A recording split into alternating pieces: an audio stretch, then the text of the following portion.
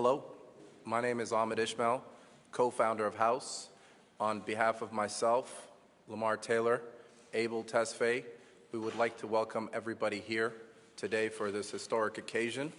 When we first started House, we knew that the system was broken and we didn't want to waste our time complaining about it. We wanted to envision solutions that would last and make sustainable, real impact. And today is one of those days that, as a young kid who grew up as a political science nerd, dreams about, because to have an active, responsive government that's being able to adapt to the issues at hand and not want to bandage this no more and believe that systemic racism and opportunities are not equal and take the uncomfortable step of doing something about it instead of pointing fingers. This is something that I've never really witnessed in all my life in every country that I've studied. So I'm really happy to celebrate what we do at House every day, but it's very rare that we get to celebrate today this announcement of supporting all that you're going to hear today. For those who don't know about House, it's an incubator and accelerator that's talent-driven to keep amazing talent in Canada. We started and established in 2018 to tell every Canadian that has a dream that there is no more dreams. That's the name of our scholarship. We believe it. It's our mantra, and we don't like to complain about fixing problems. So today, I'm happy to announce that Honourable Minister of Small Business, Mary Ng, to the podium to share the rest of this announcement. Thank you.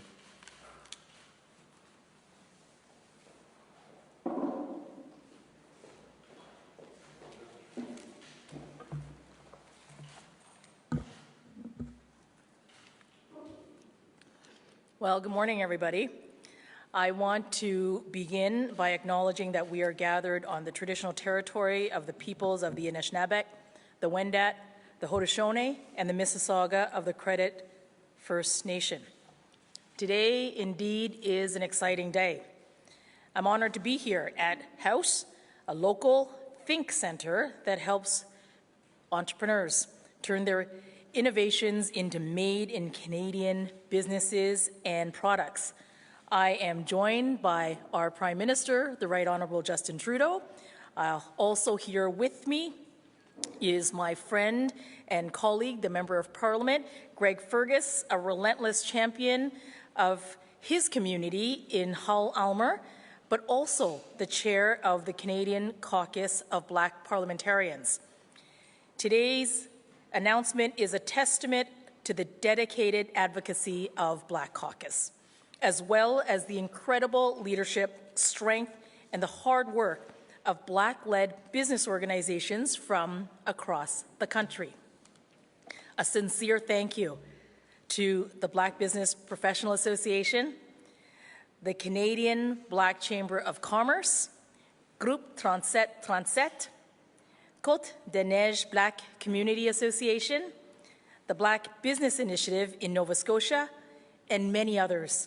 Today would truly not be possible without your expertise, and thank you for joining us. Right from the very beginning of this pandemic, we promised Canadians that we were going to listen to them and that we would create the supports that responded to what they needed. Black business owners have been clear. Unique barriers to their success existed long before COVID-19 and have worsened throughout this pandemic. They needed targeted support to help them grow and to thrive in the future. Over the past few months, our government, Black-led business organizations, and Canadian financial institutions have come together with one common goal: helping Black entrepreneurs and businesses succeed. Because we know that Black-owned businesses across Canada are led by talented, innovative, and resilient people. And they make our communities more vibrant, welcoming, and beautiful places where we all call home. Their success is essential to Canada's economy, both as we recover from the COVID-19 pandemic and into the future. This is why we must address the long-standing discrimination and prejudice towards Black business owners and entrepreneurs, which has resulted in a lack of trust with more mainstream business programs, including amid COVID-19, and key emergency supports such as the Canada Emergency Business Account Loan. In a recent cabinet retreat meeting back in July, one of the main topics that we discussed was how we can continue to fight systemic racism. We came out of that meeting with a commitment to create policies that will break down barriers for racialized Canadians, including Black Canadians. On my part, I've been focused on working to improve access to capital and to build capacity for entrepreneurs and small businesses, which is something that we have heard time and time again from Black-owned businesses that can be a key barrier to their success. Ensuring that all business owners and entrepreneurs can thrive is absolutely key to the success of our country. And as we work to recover from COVID-19 and in the years to come, we must continue to work hard to build an economy and a country that works for all Canadians. With that, I am very happy to introduce the Prime Minister of Canada, the Right Honourable Justin Trudeau. Merci beaucoup.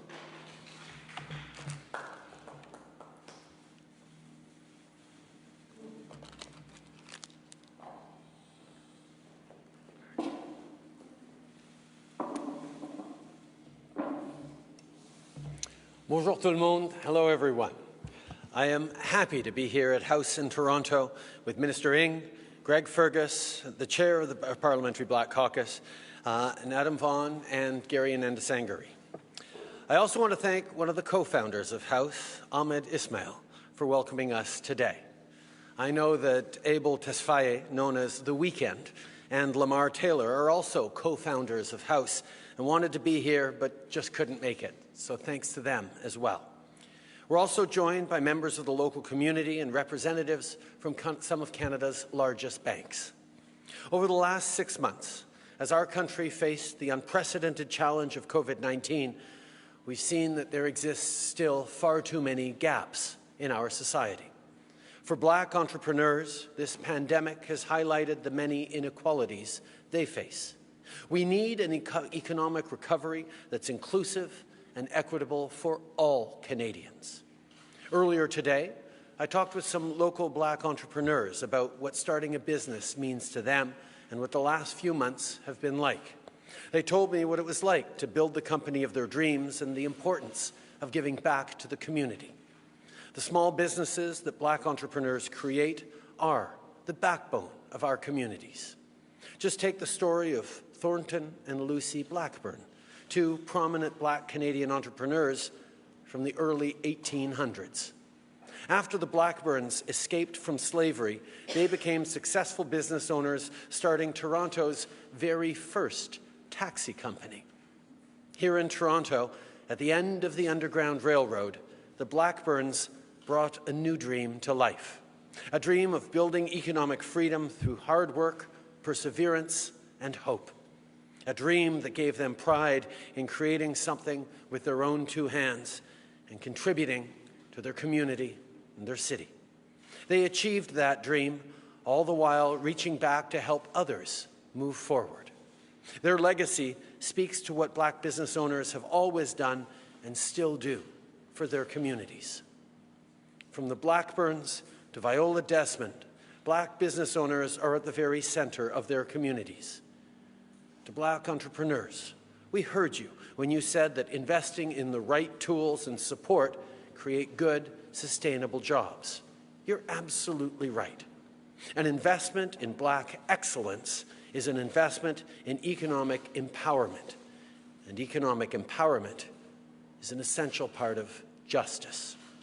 It's justice against a system that has locked out far too many Black entrepreneurs and denied them the same opportunities as other Canadians. So today, we're taking another step forward to reduce barriers and address that. This morning, I can announce that the Government of Canada, in partnership with Canadian banks, is investing nearly $221 million to launch Canada's first ever Black Entrepreneurship Program.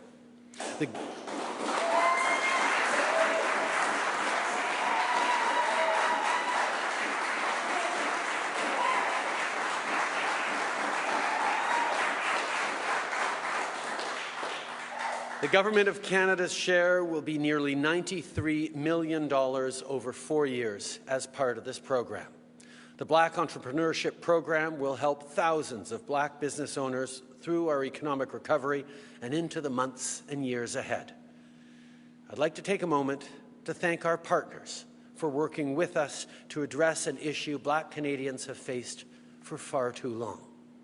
The Black Entrepreneurship Program will include funding to support 3 new initiatives: a National Ecosystem Fund, a Black Entrepreneurship Loan Fund, and a Black Entrepreneurship Knowledge Hub. Let me start with the National Ecosystem Fund. Black business owners and entrepreneurs often have a hard time getting the right tools and mentorship to succeed. With this new National Ecosystem Fund, Black entrepreneurs will have access to financial planning services and business training they need for the months and years to come.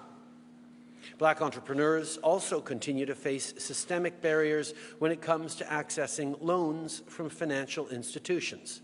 That's what the second part of our program, the Black Entrepreneurship Loan Fund, will tackle. With this new fund, Black businesses will be eligible for loans of up to $250,000. And that brings me to the third part of this program, the creation of a new Black Entrepreneurship Knowledge Hub. To build back better, we need the best data possible to ensure future funding is more efficient.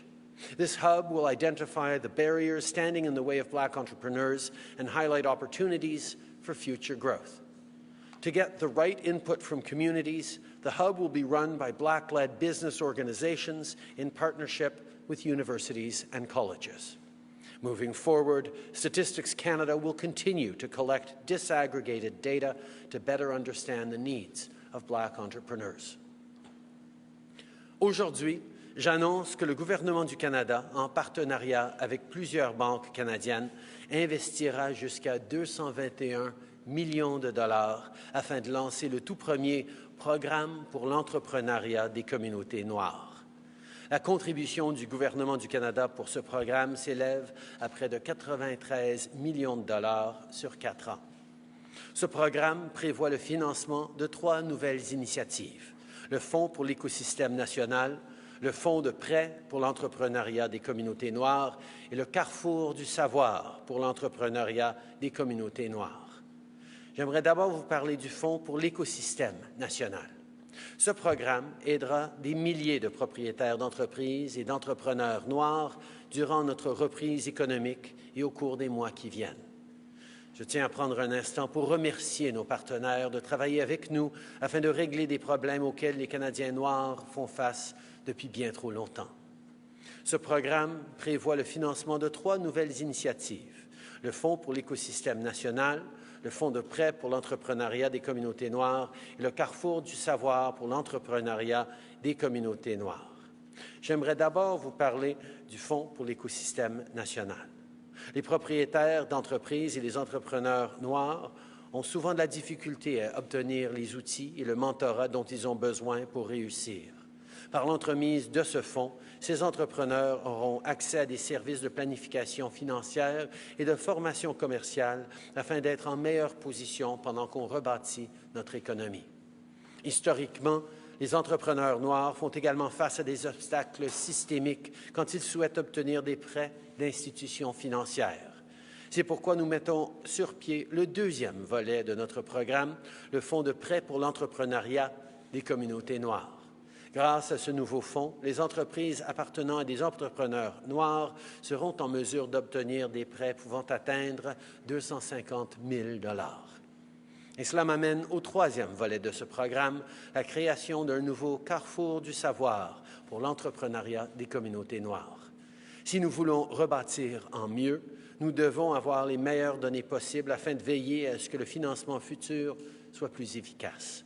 Ce carrefour servira à cerner les obstacles qui nuisent à la réussite des entrepreneurs noirs et à mettre en évidence les possibilités de croissance future. Pour qu'on soit certain d'obtenir des renseignements exacts de la part des communautés, le Carrefour sera géré par des organisations communautaires et commerciales dirigées par des Noirs, en partenariat avec des universités et des collèges. À l'avenir, Statistique Canada va continuer de faire la collecte de données désagrégées afin de mieux comprendre les difficultés et les besoins des entrepreneurs noirs. Cette annonce vise à créer un investissement à long terme dans nos communautés et à aider les gens d'atteindre leur plein potentiel.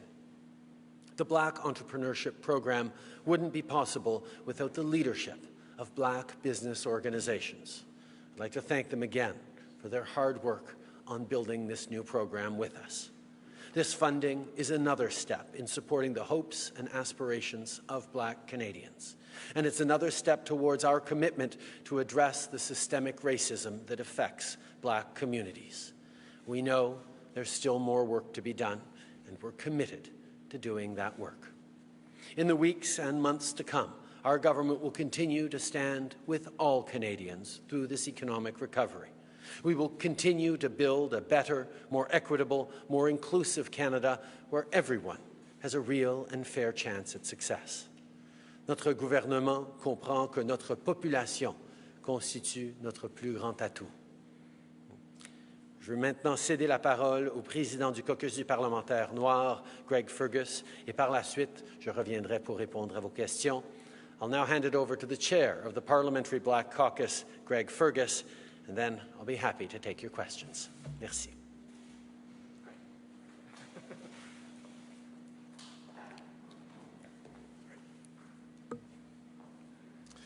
Merci beaucoup, Monsieur le Premier ministre, puis merci aussi à ma chère collègue Mary Ng, la ministre des Petites Entreprises puis le Commerce international, puis aussi notre hôte d'aujourd'hui, Monsieur Ahmed Ismaël, de nous avoir convoqués ici pour voir le meilleur des entrepreneurs noirs ici dans la ville de Toronto, sinon au Canada. Aujourd'hui est une journée historique. Today is a historic day. You know, it was 186 years ago in 1834 that there was the abolition of slavery in this country. And in many respects, people thought that that was a positive development. In many respects, it is. But in a sense, it was phrased in the negative. Abolition of slavery. But that was no guarantee for freedom. That was no guarantee for opportunities. That was no guarantee for prosperity. And as we saw over the last 186 years, there have been many obstacles, dare I say it, systemic discrimination, anti-Black racism that had existed here, where Blacks weren't able to get deeds of the properties that they lived on or the houses they owned. They weren't able to get loans so that they could pass on some prosperity to their children, that they could use that capital in order to create businesses not only for their community, but for all Canadians, to create that prosperity. Well, I think today we can say that we've moved into a positive era. The announcement today by the Prime Minister and by the Minister is a very positive development. It will not, in one fell swoop, eliminate all of systemic discrimination and the consequences, but we've taken a positive step forward. It is a way for Black Canadians to tell a different story to non-Black Canadians about what we want to do and the prosperity that we want to create, the opportunities that are before us. And now we have the means to do this. It's also an opportunity for the Black community to tell ourselves a different story, that we are economic actors, that we are leaders in our community, and that we are full Canadians and wanting to participate to this wonderful country that we call home.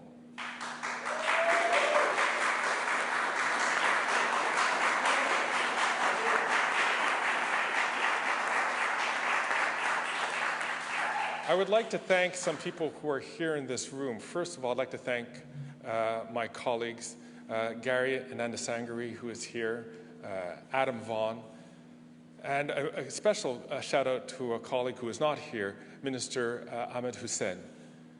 These three have been, along with many others, past and present members of Parliament, have been just stalwart members of the Parliamentary Black Caucus, and who have put their responsibilities aside, the many responsibilities aside, to ensure that we could pursue and represent the needs of the Black communities from all across this country.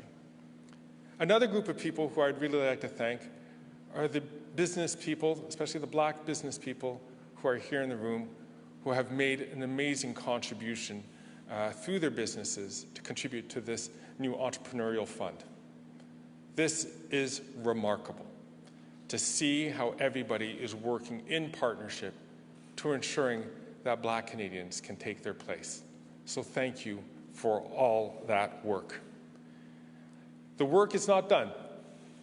We still have more work to do on the justice issue, public security, making sure that there's representation in our private and public sectors, to making sure that there's work to do in culture.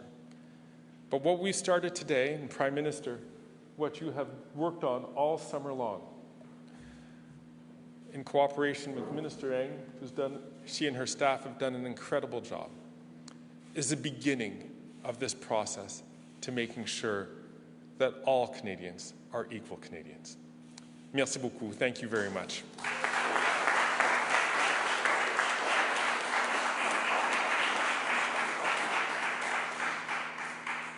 Thank you, Prime Minister. Thank you, Greg. We'll start with reporters in the room. One question, one follow-up, then go to the phone afterwards. Good morning, Prime Minister. Simon Dingley from CBC. I'll get to the announcement today in just a moment, sir, but some whistleblowers are now reconsidering being part of the external review into Rideau Hall because you described the job the Governor-General is doing as excellent. Why would you say she's doing an excellent job before the review is actually done? The Governor-General has a long and successful role as a scientist, as an astronaut.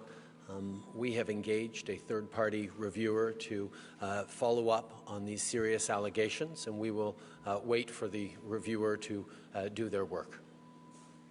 Puis-je avoir la même réponse en français pour Radio-Canada aussi?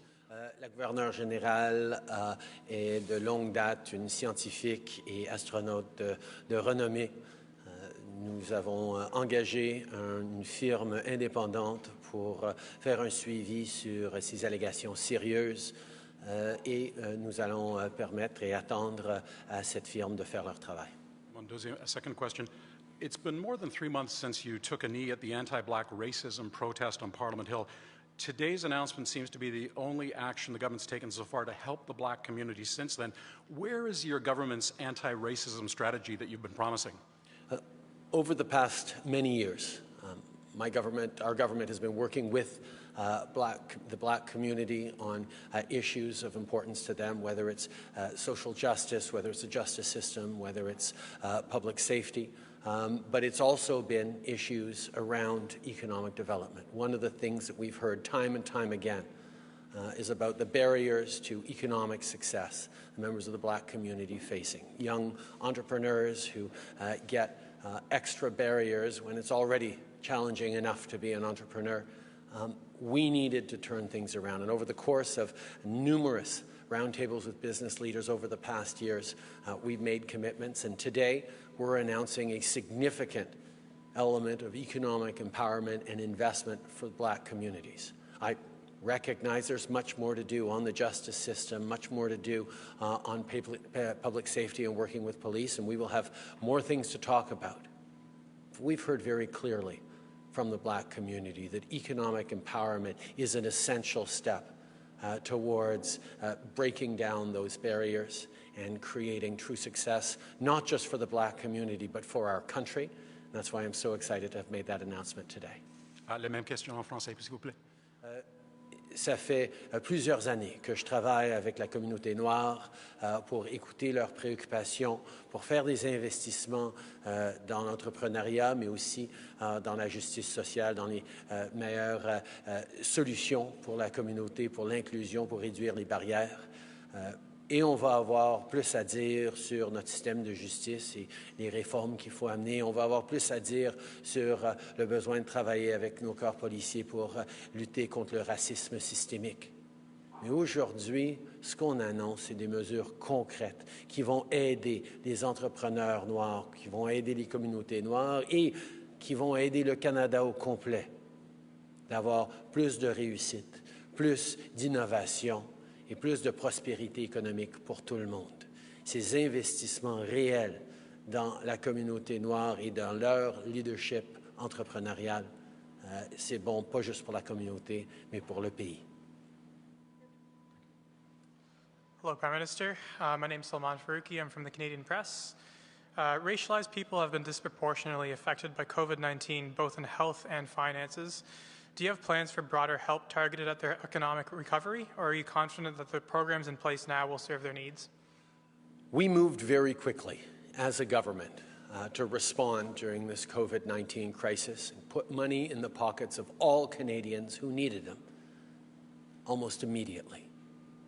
The Canada Emergency Response Benefit made a huge difference in the lives of millions upon millions of Canadians. On top of that, we rolled out a wage subsidy to help small businesses, and we've continued to create other programs to help young people, to help seniors, to help people with disabilities, a range of things we will continue to do. It is a fact that racialized communities have been much more vulnerable to COVID-19. And that is something that we are continuing to work with communities across the country on responding. We will be there to support any and all Canadians who are facing difficulty because of COVID-19. I know there are a number of black businesses in Eglinton West and other areas that have been solidly affected by COVID and by construction projects. And the money that we're putting forward today to support black businesses across this country will be there to help communities that are facing difficulties. And second question, you've been open about how you're winding down emergency pandemic supports in favor of longer-term programs, but BC just ordered some businesses to close again. How can you encourage a recovery and a return to more normal economic activity when some people are clearly still living in an emergency? We are all still living in an emergency. COVID-19 is here and is going to keep being here in our communities until such a time as we have a vaccine or else much better treatment than we have now. Yes, we're talking about an economic recovery, and we're putting in the building blocks of it because Canada has managed to control the spread of COVID-19. But as we're seeing with cases rising across the country, we are not out of the woods. Canadians need to continue to be vigilant. Canadians need to continue to be careful, to wear a mask, to wash their hands, to keep social distancing, to avoid large gatherings. These are the things we need to do to keep COVID-19 under control while we get our economies going again. The last thing that anyone wants is to have to once again shut down our economies and suspend our lives to try and counter a massive second wave.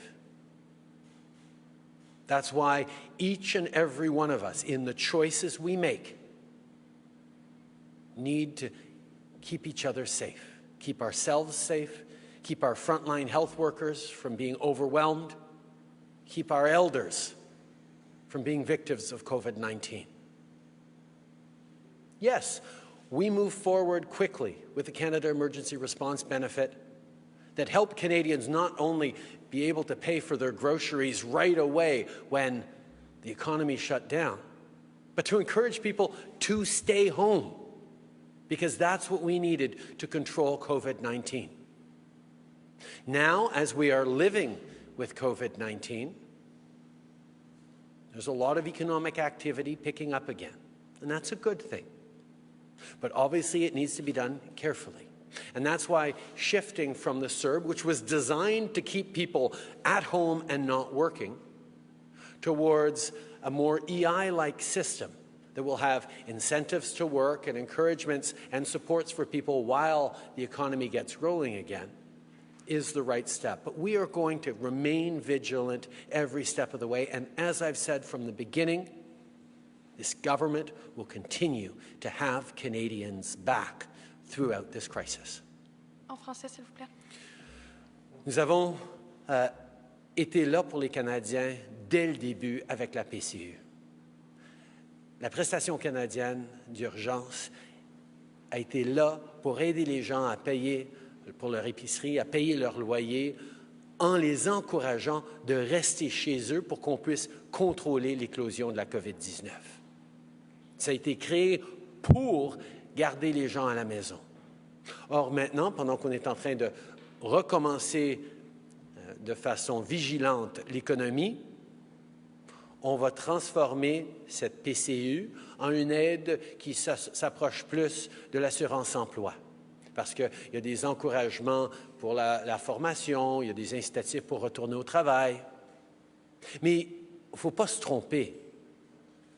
La période de crise ou d'urgence n'est pas finie. On est encore dans la crise de la COVID-19. On est en train de vivre avec la COVID-19 et on va continuer de vivre avec la COVID-19 pour encore bien des mois et possiblement des années, jusqu'à ce qu'on ait un vaccin, jusqu'à ce qu'on ait un traitement robuste. Alors, d'ici là, nous avons besoin de rester vigilants. Nous devons faire attention, porter des masques, garder nos distances, se laver les mains souvent. Si on commence à avoir des symptômes d'un rhume, on doit rester chez eux. Nous, on doit se faire vérifier, se faire tester. Il n'y a personne qui veut retourner en confinement en tant que société. Alors, nous devons de gérer avec vigilance chaque étape qu'on est en train de vivre maintenant. Mais comme je dis depuis le début, à chaque étape, ce gouvernement sera là pour appuyer les Canadiens. Merci. On va maintenant prendre les questions au téléphone. Opérateur, c'est à vous. Thank you. Merci. Première question, Michel Lamarche, TVA. À vous.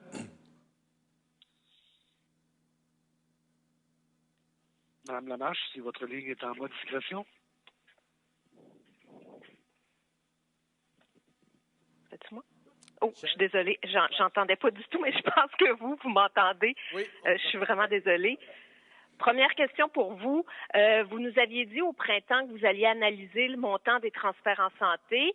Est-ce que vous êtes prêt dès maintenant à présenter un engagement ferme aux provinces, par exemple sur un pourcentage d'augmentation précis des transferts fédéraux en santé? Comme je dis depuis le début, nous allons être là en tant que gouvernement pour aider les citoyens, pour aider les provinces. On a pu investir un demi-milliard de dollars dès le début de cette crise pour aider les provinces et leur système de santé. On a récemment conclu des accords de 19 milliards de dollars pour les provinces, y compris pour le système de santé. Mais on va continuer d'être là et j'ai bien hâte d'entamer des discussions avec les premiers ministres des provinces et des territoires sur les prochaines étapes et les prochaines façons qu'on va pouvoir aider. Mais comme je dis depuis le début, notre gouvernement sera là pour assurer la santé et la sécurité des Canadiens. En suivi, Michel? Bien sûr, donc pas d'engagement ferme aujourd'hui, mais des discussions à entreprendre. J'ai une question sur les oppositions qui laissent entendre que vous seriez prêt cet automne à vous rendre chez la GG pour lancer des élections. Pouvez-vous nous dire aujourd'hui que vous écartez carrément ce scénario? Je ne veux pas des élections. Nous avons besoin de continuer à travailler ensemble avec tous les partis, avec tous les paliers de gouvernement pour aider les Canadiens. Mais on est dans un Parlement minoritaire et ce n'est pas moi qui va décider s'il y a des élections, c'est les partis d'opposition qui vont décider s'ils ont confiance dans notre plan pour la relance économique.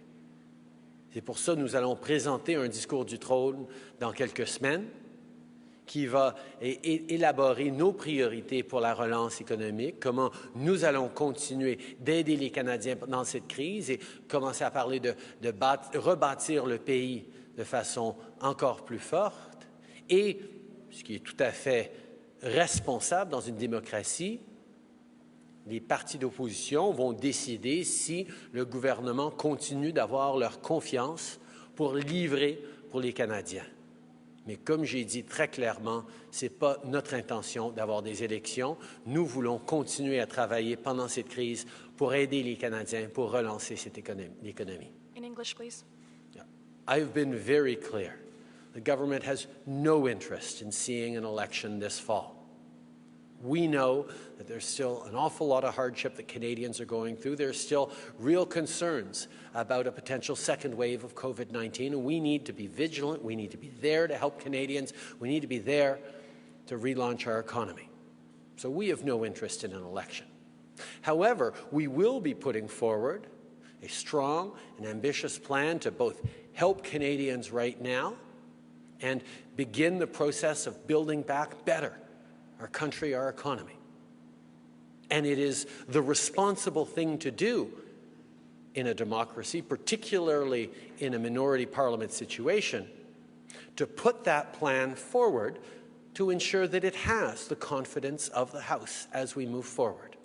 So it will be up to opposition parties to decide whether or not they have confidence in the plan this government's going to put forward to help Canadians and to build a better future.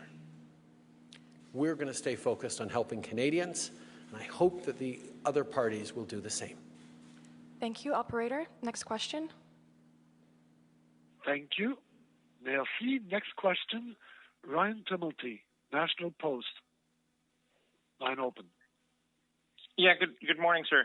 I'm wondering, in your throne speech that's coming up, I know you suggested that you'll be presenting an ambitious plan for Canada, and given the country's current debt and deficit situation, will that plan include some sort of new financial anchor, some sort of grounding for the government's finances? I know people are eager to see what's going to be in the throne speech, and I've been very clear that it is going to be an ambitious and responsible plan for helping Canadians right now and building a stronger future for us all into the coming years. The values and principles that underpin it should be obvious to everyone because they are the things that this government has remained focused on from the beginning, making sure that all Canadians have a real and fair chance to succeed, recognizing the inequities that COVID-19 have highlighted, knowing that the future of jobs and opportunities for Canadians involves making sure we're reducing our carbon emissions. These are the kinds of things that we want to work in partnership right across the country with to make sure that we're building a better future. And I look forward for the opportunity in a couple of weeks to share that vision with Canadians and see parliamentarians pronounce on it. Following up, Ryan? Yes, sir. I guess I'm just wondering, though, if it will have any sort of tethering. Are you concerned about what that will do to Canada's debt if bond rating agencies start to view our debt as unmanageable? And also, sir, I'm wondering, do you plan to meet with opposition leaders before presenting this throne speech to get their input? Every step of the way. We have consulted with opposition leaders. We've worked with them. We've worked with members of all parties who've come forward to highlight gaps and issues and concerns that they have about Canadians who need help because of this pandemic. We will continue our engaged approach and make sure that we're listening carefully to proposals put forward by the other parties. We know that it is better when we all work together. And quite frankly, what we've seen over the past number of months with historic numbers of meetings between the First Ministers, deals signed with the provinces and territories for billions of dollars of investments to help Canadians through COVID. Canadians appreciate that here in Canada, different parties and different levels of government are all working together to serve them, and we're going to continue to do that. But our principle from the very, very beginning has been we will be there to help Canadians. And there are people out there who said we shouldn't have helped people first, we shouldn't have been sending money to Canadians right away. Well, I think they're wrong. I think if we hadn't made sure that Canadians had money in their pockets as we shut down the economy, not only would people have had to borrow money as a household on their credit cards, through the banks, in order to make it through, we would have seen record numbers, even higher record numbers at food banks. We would have seen families evicted. We needed to be there to help Canadians first, and that's exactly what we did. And every step of the way, we will continue to be there for Canadians because we know that Canadians are more than able to get us through this and out to the other side even stronger than ever before. And this government will always be a partner to them every step of the way. Merci. Opérateur, prochaine question au téléphone. Thank you. Merci. Next question, Alex Balangal, the Toronto Star. Line open. Hi, good afternoon. Thanks for taking my question. With this new program you're announcing today, what happens to it after 4 years? And is $93 million from the government over 4 years really enough to answer, as Mr. Fergus highlights, at least 186 years of discrimination and injustice for Black-owned businesses and entrepreneurs? Thank you for asking a question about this announcement. The reality is there's always going to be more to do. One of the things we've heard, however, clearly from the Black community and Black business leaders is there is a fundamental challenge around access to capital. The ideas, the ability to succeed are all there within the Black community, but the barriers with financial institutions, the barriers to accessing loans to invest in their communities, in their businesses, are simply not there. What this program will do over the coming 4 years is ensure that by working with financial institutions, there is much greater access to capital for these Black businesses which face systemic barriers and discrimination every single day. It would be lovely to imagine that with 4 years of working with almost all financial institutions on delivering capital, it will become very obvious to those institutions what we and so many of us in this room already know, that investing in Black businesses is an amazing way to create wealth and prosperity for everyone. And in 4 years, we will look at this, and perhaps there will be different challenges we have to invest in because the challenges of access will have been so significantly improved.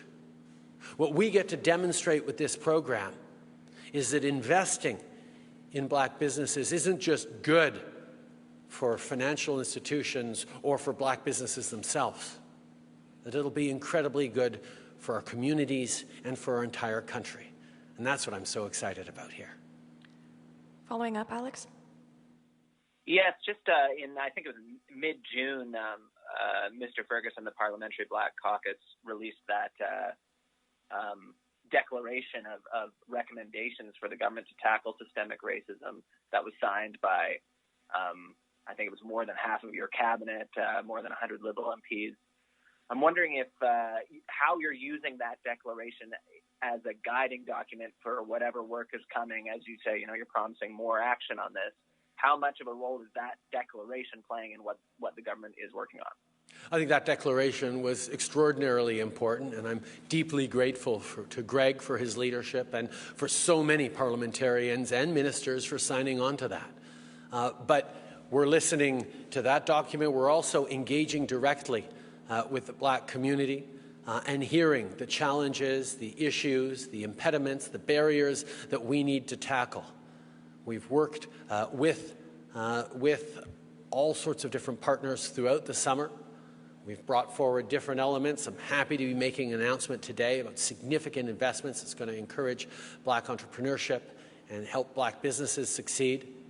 But there are many other elements, whether it's our justice system, whether it's around public security, whether it's around community supports, that we're going to continue to work on. And every step of the way, we will do it in partnership with those most affected, the Black community itself and Indigenous Canadians as well. Thank you, operator. One last reporter on the phone. Thank you. Merci. Dernière question, Hélène Buzetti, Le Devoir. À vous. Oui, bonjour, Monsieur Trudeau. Un récent article de John Ivison a fait état de hauts fonctionnaires qui s'inquiètent de votre prodigalité. Ils s'inquiètent que les ministères se font demander de trouver des idées de dépenses sans même se faire imposer des plafonds budgétaires. Ils soutiennent, même effarés, que votre gouvernement serait à l'aise avec un déficit récurrent de plus ou moins 200 milliards de dollars. Comment interprétez-vous de telles fuites de la part d'une fonction publique qui se fait généralement discrète? Y a-t-il panique en la demeure? Je ne veux pas commenter ces rapports. Tout ce que je vais souligner, c'est que nous avons fait une promesse aux Canadiens d'être là pour eux pendant cette pandémie, de donner les appuis nécessaires aux communautés, aux individus, aux entrepreneurs pour pouvoir reprendre l'économie, la croissance économique, tout en freinant l'éclosion de la COVID-19 et nous allons continuer de le faire. Nous travaillons avec la fonction publique et avec tous les différents départements pour élaborer un plan ambitieux et responsable pour répondre à la COVID-19, pour donner une feuille de route pour notre gouvernement pour les années à venir, pour rebâtir notre économie encore plus forte. Et on va faire ça, évidemment, en cherchant l'appui de tous les parlementaires pour avoir la confiance de la Chambre des communes. En suivi, Hélène? Oui, alors le déficit, nous dit-on, sera peut-être de 343 milliards cette année, là, c'est à suivre. Peut-on, à votre avis, faire un déficit aussi gros l'année prochaine ou pensez-vous qu'on doit fixer un plafond? À chaque étape, nous allons être là dans la mesure de ce qui est nécessaire pour les Canadiens. Cette crise de la COVID-19 a frappé durement les entrepreneurs, les ménages, les communautés d'un bout à l'autre de ce pays. Et à chaque étape, le gouvernement fédéral a dit qu'il allait être là pour garder les Canadiens en sécurité au niveau sanitaire, mais aussi au niveau économique. Nous allons continuer de faire ce qui est nécessaire, tout en sachant que de rebâtir l'économie rapidement pour créer cette croissance économique dont on a si besoin, c'est la meilleure façon de s'assurer d'une prospérité long terme pour notre pays. Merci beaucoup. C'est ce qui m'a fait la conférence